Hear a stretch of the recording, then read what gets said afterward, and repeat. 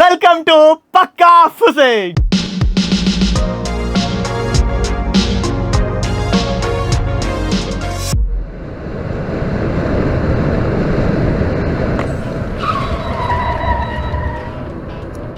നിങ്ങൾ ഇപ്പോൾ ഒരു വീഡിയോ കണ്ടില്ലേ? എന്തുകൊണ്ടാണ് നമ്മുടെ ഡ്രൈവർ അണ്ണൻ എത്രയും പെട്ടെന്ന് ബ്രേക്ക് പിടിച്ച് ആ വണ്ടി ചവിട്ടി നിർത്തിയത്? അതിന് കാരണം എന്തായിരിക്കും? നല്ല ബ്രേക്ക് ആയതുകൊണ്ടായിരിക്കും, സ്വാഭാവികം. അതല്ല, വേറെ മെയിൻ കാരണം റോഡ് നല്ല റോഡ് അതല്ല, ഫിസിക്സിലെ റിയാക്ഷൻ ടൈം. ആ അണ്ണന്റെ റിയാക്ഷൻ ടൈം തീരെ കുറവാണ്. അതുകൊണ്ടാണ് ആക്സിഡന്റ് ആവുന്നതിന് മുമ്പ് ബ്രേക്ക് ചെയ്യും. അപ്പൊ എന്താണ് റിയാക്ഷൻ ടൈം എന്ന് പറയുന്നത്? എല്ലാവരും മനസ്സിലാ ചോദ്യം.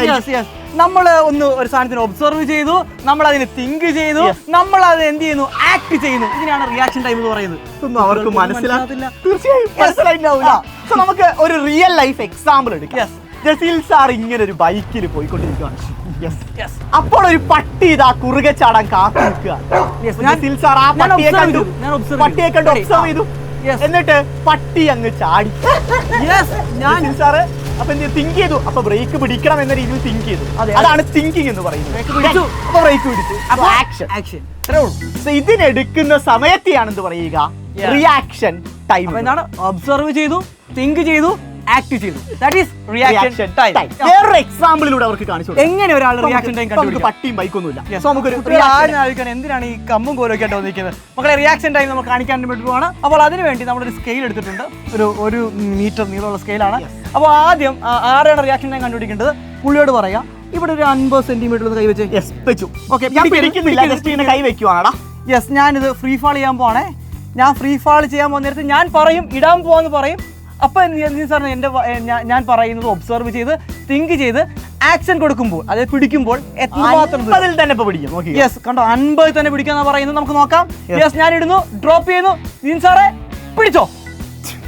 ഓ മൈ ഗോഡ്, 50 തന്നെ പിടിച്ചിരിക്കുകയാണ്. 50 തന്നെ പിടിച്ചിരിക്കുന്നു. ഏകദേശം 87, അതായത് 50 നിന്നും 87, 37 സെന്റിമീറ്റർ.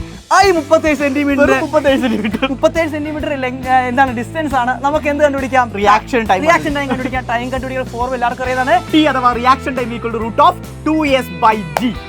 നമ്മുടെ സ്വന്തം ഡിസ്പ്ലേസ്മെന്റ് എത്രത്തോളം ഡിസ്പ്ലേസ് ആയി? 37 സെന്റിമീറ്റർ. സോ ബാക്കി ജിയുടെ വാല്യൂ ഒക്കെ നമുക്ക് അറിയാം. 9.8 ആണ്. ഡയറക്റ്റ് ആയി സബ്സ്റ്റിറ്റ്യൂട്ട് ചെയ്താൽ ഉത്തരം എത്ര കിട്ടും? 0.27 seconds. Brilliant calculation. വെറും 0.27 സെക്കൻഡ് മാത്രമേ അതിന്റെ റിയാക്ഷൻ ടൈം ഉള്ളൂ. സാധാരണ നമ്മുടെ ആവറേജ് മനുഷ്യന്മാരുടെ റിയാക്ഷൻ എന്ന് പറയുന്നത് 0.2 സംതിങ് ഒക്കെയാണ്. അതന്നെയാണ്. അതെ, അത് തന്നെയാണ് ഇവിടെ കിട്ടിയിരിക്കുന്നത്. മനുഷ്യരാണ് ഞാൻ തെളിയിക്കുന്നത്. അടുത്ത് പക്ഷെ നമ്മുടെ MS ധോണിയുടെ റിയാക്ഷൻ ടൈം എത്രയാണെന്ന് കണ്ടു നോക്കിയാലും നമുക്കൊന്ന് കണ്ടു.